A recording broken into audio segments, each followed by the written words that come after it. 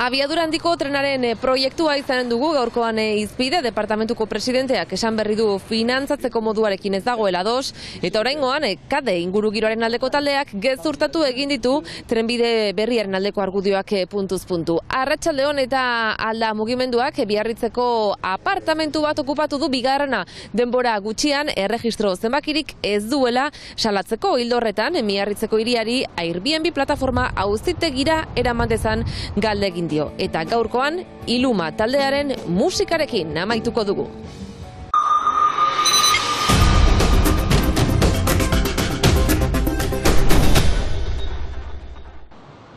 Alda mugimenduak erregistratua ez den beste etxe bizitza bat okupatu du Biarritzen. Berriz Biarritzen bigarren aldikotz okupatzen dugu Airbnb-ren bidez alokatzen den apartamendu bat, pisu bat. Salatzeko alde batetik gero eta etxe bizitza gehiago galtzen ditugula etxe bizitza turistikoengatik, eta bestalde Airbnb ez dituela arauak eta legea errespetatzen, eta adibidez pisu hau joan den aldikoa bezala agertzen dela hien plataforman deklarazio zenbakirik gabe, eta hori legez debekatua da. Etxe bizitzako jabearekin harremanetan jarri dira. Jabearekin harremanetan gira, berak egiten dauku, eta guk sinesten dugu, etzakiela legea aldatu zenik eta bere apartamendua herriko etxean deklaratu behar zenik eta baimen bat galdegin, beraz iduriz hori guzia egiten hasi da, berak egiten dauku egoera normalizatu nahi duela eta orai arte etzera jakina. Guk erran ginuen, eta beti egiten dugu prest girela hemen 6 hilabete egoiterat, zeren hemen legea betetzea ezgatik Airbnb 12.500 euro arte joiten alden isuna okeiten aluke, eta ordean guk ikusi nahi dugu lehenik erriko etxea prest denez Airbnb auziperatzerat, gale egiten diogun bezala, eta ez bada egiten, ez dugu baztertzen hemen egoitea 6 hilabetez, 12.500 euro horiek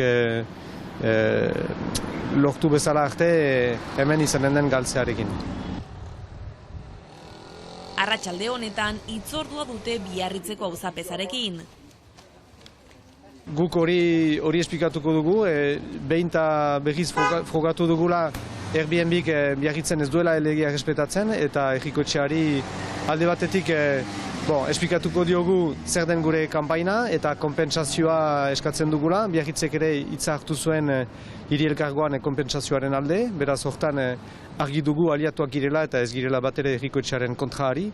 Aldiz, gali egiten diogu herriko etxeari neurri azkarrak hartzea Airbnb-ren kontra eta Airbnb auziperatzea legea ez errespetatzeagatik. Momentuz Aldak ez du beste okupazio bat egiteko asmorik. Momentukotz hemen gira, lehenik okupazio untan gira eta ikusiko dugu larun batean zer segida eman eta beste ekintza batzu egitea ez dugu baztertzen, baina momentukotz ez dugu bizternea deus aipatuko. Bai, arazo hau Ipar Euskal Herri osoan da, eta momentukotz Biarritzen zentratu gira hemen egoera izigarri larria baita, menan biztan dena adibide bat baizik ez da, eta kostalde guzian bereziki egoera larria da, eta importanta dena da hiri elkargoa konpentsazioa bozkatzea eta konpentsazio zorroz bat, horrek ez baitu bakarrik mugatuko etxe bizitza turistikoen garapena, baina ere posible eginen baitu eta etxe bizitza hainiz berreskuratzea urte osoan hemen bizitzeko. Ondorioa izanen du lurralde osoarentzat, konpentsazio zorroz bat bozkatuz, milaka etxe bizitza errekuperatzen alditugu hemen urte osoan bizitzeko.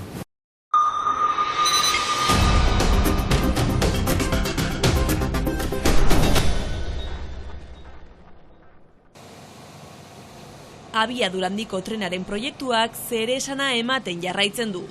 Egun 2 linea berri daude aurreikusita, Bordele Tolosa eta Bordele Akize. Aurrekontua 14.000 milioi eurokoa da. Eta kopuru horretatik Pirinio Atlantikoetako departamentuak 300 milioi euro ordaindu beharko lituzke.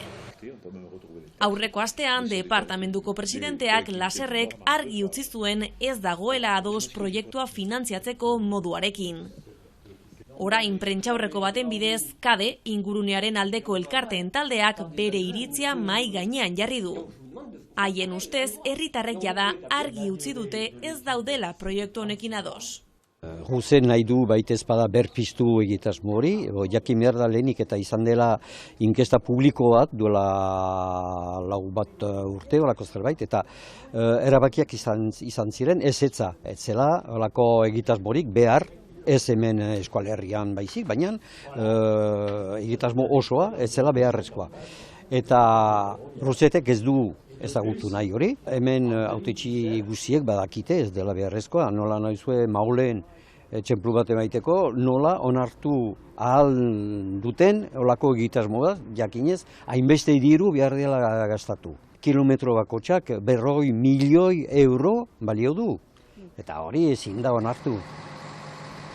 Proiektua babesten dutenen artean, bidaietan aurreztu daitekeen denbora da argudio garrantzitsuenetako bat. Talde ekologistaren ustetan ordea ez da inbesteko izango.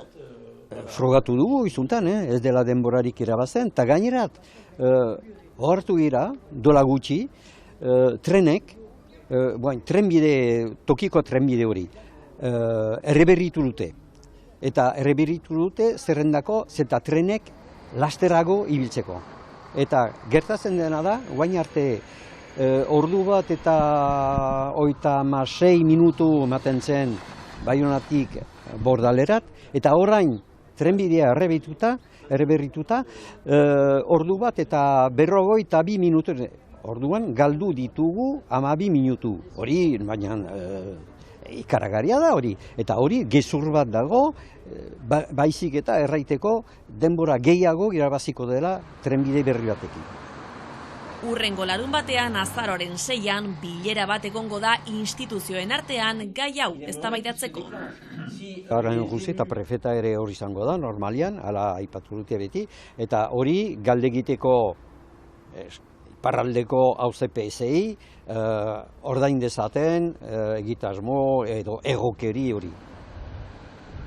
Hori izan dira, eta dei bat zabaltzen dugu, denek horri zaitea, hori salatzeko.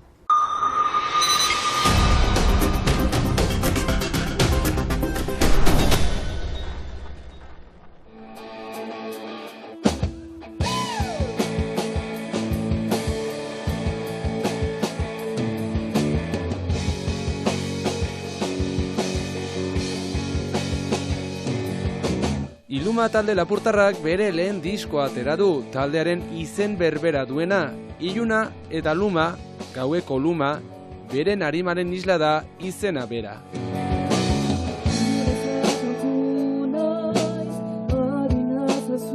Itzoriak Iluna eta Luma asko gustatzen zaizkigu. Hori zen. Hortik etorri da, eta gero Mirenek erranduen bezala bere hitzetan bada alde ilun bat, eta beste alde bizki baikor bat. Eta orduan hor izen horrek ditu biak lotzen azken finean. Bada horreka bat bien artean.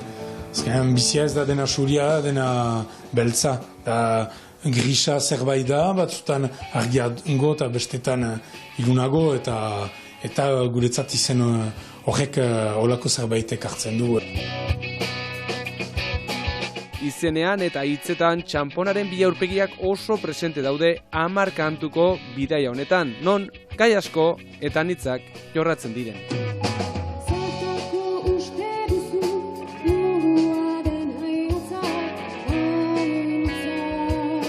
Eguneroko kezkak inspiratzen haute.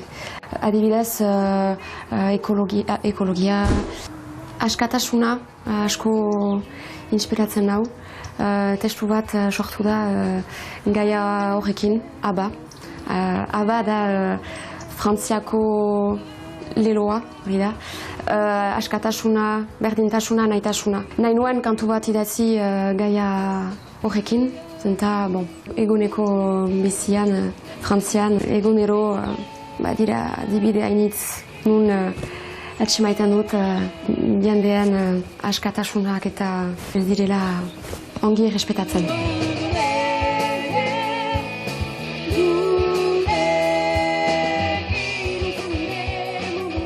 Pop-rock estiloan, baina ez bakarrik, gaiak bezala kolore anitza hartzen baitute doinuek ere. Taldea 2017an sortu zuten Miren Eierabide eta Joana Irigoienek. Apurka kideak batuz joan dira eta egungo bostekoak duela urte bat grabatu zuen beren ibilbidearen fruitua.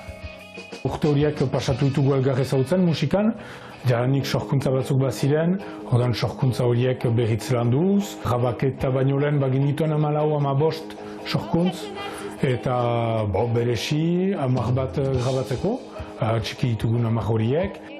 Momentuz aukera gutxi izan dute oholtzaratzeko pandemia tarteko, baina beren hitzetan ikusten den bezala, badute grina beren mezua helarazteko. Gara txarretan ere, eguzkia ateratzen baita. Garrantzitsua da niretzat mezu bat pasaraztea eta mezu horrekin positibismoa ere pasaraztea. Gauzak aldatzen aldira eta denak elgarrekin gauzak aldatzen alditugu. Baina horretarako usu, bultzada, esku edo laguntza behar izaten da, eta gaur, Ilumaren doinu eta beren etxeden beskoitzeko irudiekin agurtuko zaituztegu, zuen makulu izango delakoan. Ikusle lagunok, bihar arte.